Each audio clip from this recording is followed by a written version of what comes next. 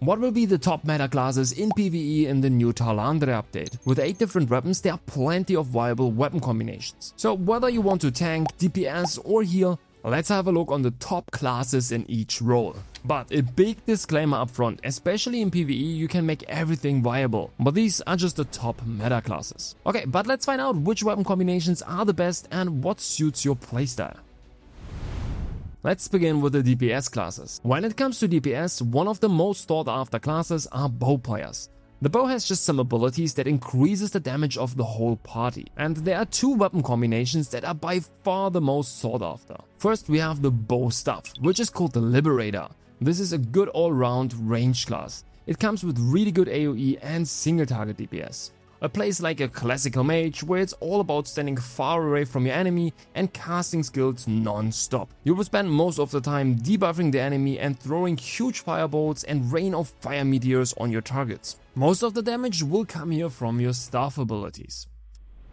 The second bow combination is the crossbow bow, called Scout. This is by far the best single target range DPS class, but you do not have as much range AoE damage as the Liberator. You will be using bow and crossbow DPS abilities where it's all about having huge attack speed so you can fire millions of projectiles at your enemy, which will just deal crazy amount of damage.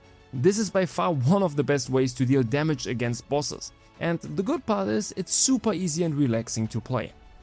When it comes to raw single target DPS, one of the best classes is still crossbow dagger, which is called Scorpion, which is played as a complete melee in PvE. This is because you will using not only your crossbow DPS skills, but also your dagger skills. They have some really nice synergies that really boost each other's damage. But you have to press a lot of buttons. And yes, it's a lot of damage, but you will really see a big difference in damage between good and bad Scorpions. So if you're up for a challenge, this might be your class. The next melee DPS class that is becoming increasingly popular in Korea and probably soon in the West is the Spear and Greatsword combination, which is called Gladiator. When played with the correct skill layout, this is one of the new upcoming DPS classes in PvE. Your main damage comes from the Spear, which is all about unleashing a barrage of thrust attacks over and over again, which will do crazy amount of hits and really insane damage. And the Greatsword is just a great addition to the combo, really boosting the damage with a lot of good synergies. This combo has also plenty of ways to boost the damage of the whole party. And the best thing about the Gladiator is that it's super easy to play. So these are the 4 classes that are by far the best DPS classes when it comes to dealing damage, and important, being in other ways useful for your team. But of course there are a lot of other weapon combinations available, but these 4 are the most meta classes. But there are some other classes that are at least worth mentioning. For range we have also the wand and stuff called the Invocator. This is your true mage played with 2 magic weapons. Before Talandre you would always play this as a healer. If you would told people you wanted to be a DPS, they would laugh at you. But the update brought a lot of changes to the class and a lot of new ways to play it as a true DPS. So who knows, maybe it can make its way up to become a meta class.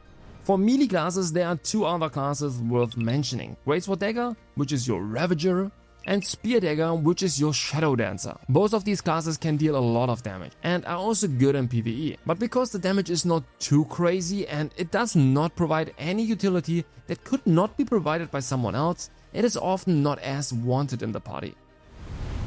Okay, let's come to our tanks. When it comes to tanking, you usually combine it always with the sword and shield. And there's one winning combination, and that is the sword and shield and Greatsword, which is called Crusader. The Crusader is by far the best combination for tanking. There are a couple of reasons for this. The Greatsword has just naturally a really good synergy with the sword and shield.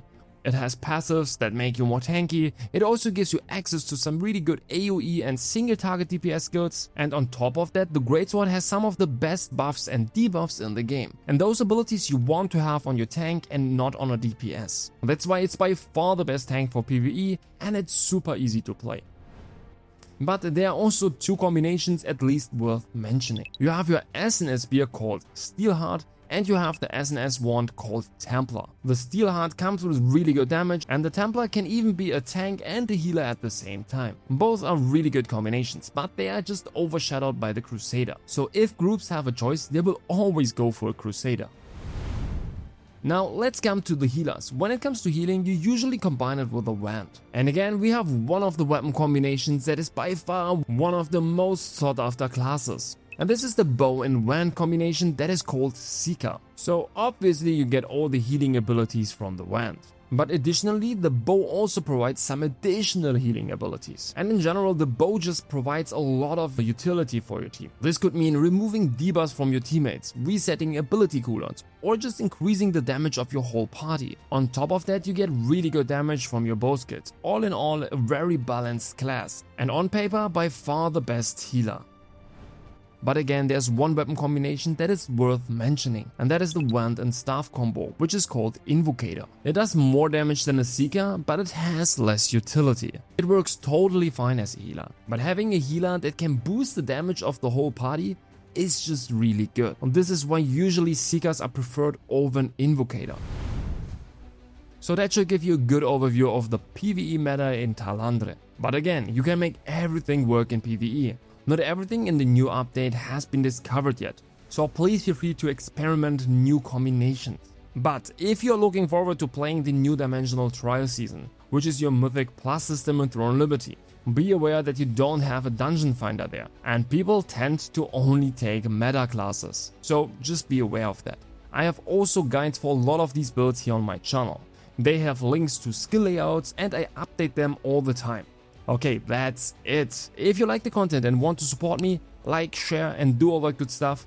Thanks for watching and see ya in the next one.